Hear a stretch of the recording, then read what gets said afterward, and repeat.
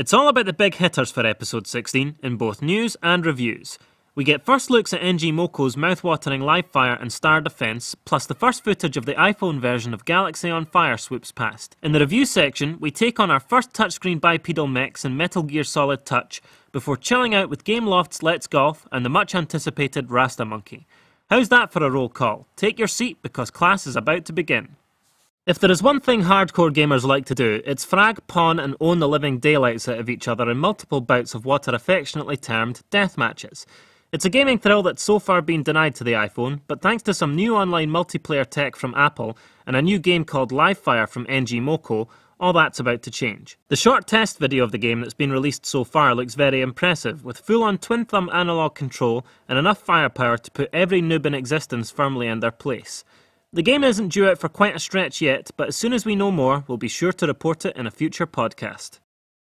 Galaxy on Fire is pretty much the best in its genre in the Java mobile gaming world, so word that Fish Labs is bringing a tarted-up 3D version of its hit title to the iPhone is exciting news indeed. Tilt controls, slick presentation, and high-octane, high-spectacle interstellar dogfighting is the order of the day here, which is a good recipe for a game in anyone's book. Judging from this footage, Fish Labs has spared none of its expertise on the iPhone version, which is releasing very soon.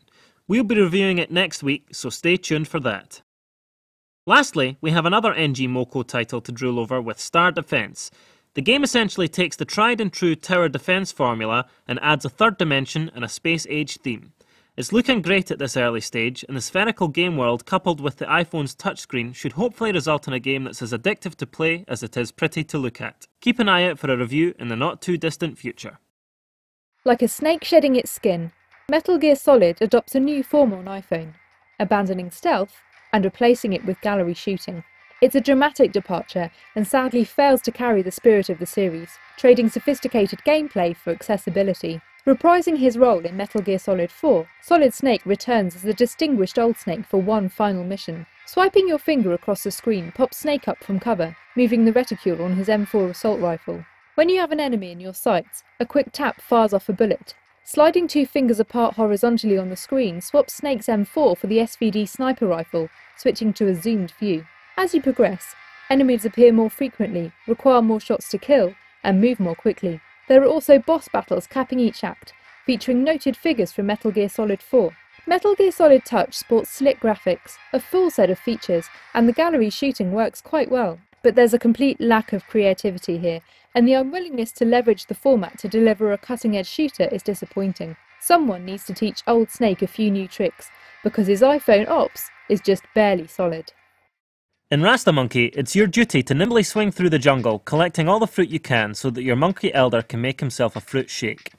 You move RastaMonkey's bow-limbed rigid frame along the top or underside of branches.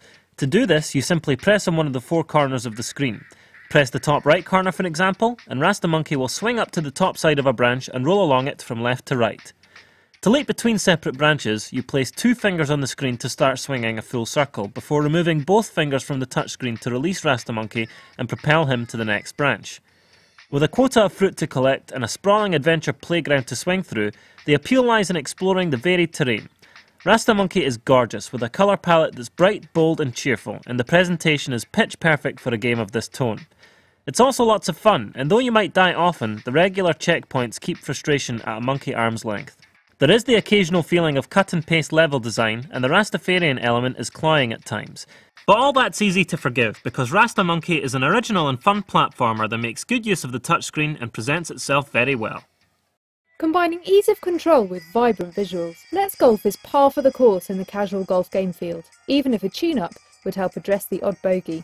A tap starts your swing, a second sets the power and a third follows through. Shot accuracy is determined by the timing of the final tap. Nailing the green zone translates to an ideal swing, whilst missing the mark results in a slice. There are 4 customizable characters, 4 courses and 3 distinct modes: Tournament, Quick Play and Multiplayer. The courses are well designed and vary in difficulty, ranging from the breezy seaside holes of Fiji to the hazardous mountainside greens of the United States. Access to new characters and accessories also provides incentive for play, but what really drives the game is the comprehensive sense of fun threaded through the entire game.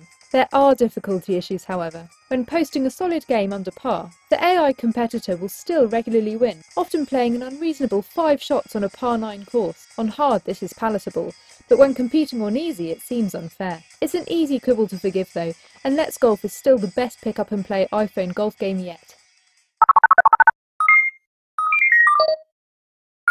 Thanks for watching the Pocket Gamer iPhone Gaming Podcast. If you're looking for more iPhone gaming news, reviews and features, you can download the Pocket Gamer iPhone application from the App Store. Or just point your Safari browser at www.pocketgamer.co.uk/iPhone. Better still, why not subscribe to this very podcast, which can be found under Games and Hobbies in the podcast section of iTunes. That's it for now, so until next time, happy Pocket Gaming.